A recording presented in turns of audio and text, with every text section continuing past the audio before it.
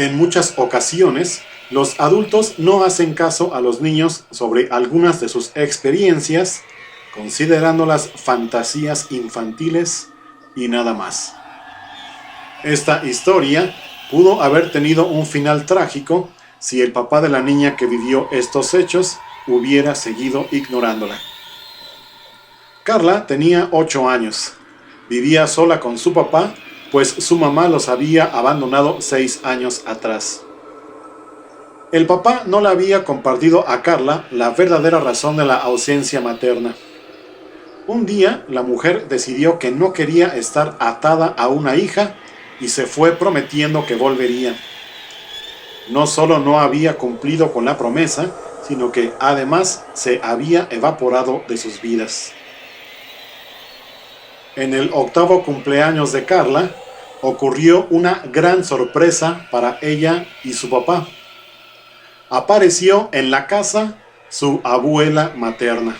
El papá de Carla apenas reconoció a la señora. Se veía vencida, como si el doble de su edad hubiera caído sobre sus hombros.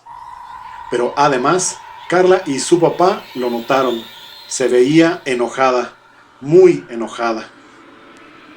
La abuela no fue nada cariñosa con Carla. Solo le entregó una caja roja con un moño verde como regalo y habló en privado con su papá. A él le dijo que los culpaba a ambos por la desaparición de su hija. Él trató de explicar las razones que su esposa había esgrimido para hacerla entrar en razón, pero fue peor. La respuesta lo dejó helado. Precisamente la llegada de esa niña amargó a la mía. No estaba lista para la maternidad. Sin decir más, se fue. Ese día hubo una fiesta con amigos de Carla. Por la noche, cuando padre e hija se quedaron solos, había algunos regalos por abrir, incluido el que le llevó la abuela. Carla abrió la caja y encontró una muñeca. Era de cabello negro, ojos azules y tez blanca. Llevaba una blusa moderna azul claro y pantalón negro. A ambos les gustó mucho. Pasaron los días y Carla se enamoraba más y más de su muñeca. Su papá le dijo que le pusiera nombre, pero a ella no se le ocurría uno adecuado. Una mañana, mientras desayunaban, la niña le dijo a su papá que estaba segura de haber puesto a la muñeca en la almohada junto a ella antes de dormir, pero que ésta había amanecido en una silla que tenía lejos de su cama. Él le dijo que seguramente se había confundido. 3 días más tarde, Carla volvió a asegurar haber puesto a la muñeca en la almohada y que por la noche, entre sueños, la había visto moverse hasta la mencionada silla. Nuevamente, el papá la tranquilizó con el argumento de haberse confundido y que seguramente era parte de sus sueños. Carla empezó a tener otras experiencias con la muñeca.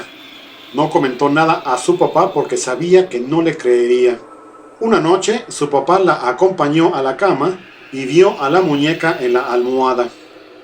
Le dijo en tono de broma que dejara de moverse y que se quedara con su hija porque ella la quería. La niña rió ante la ocurrencia de su padre y se despidieron.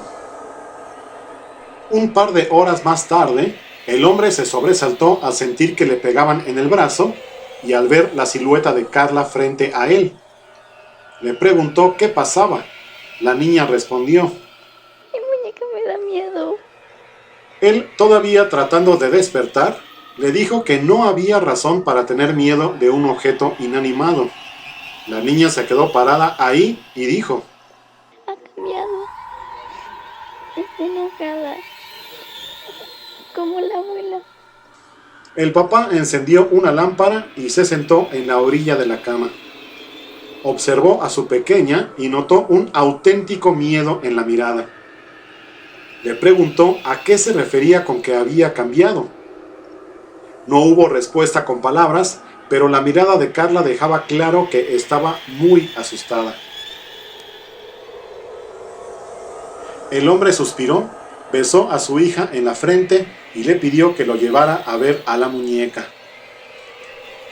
Al llegar a la puerta de la recámara, la niña se detuvo. Él la miró.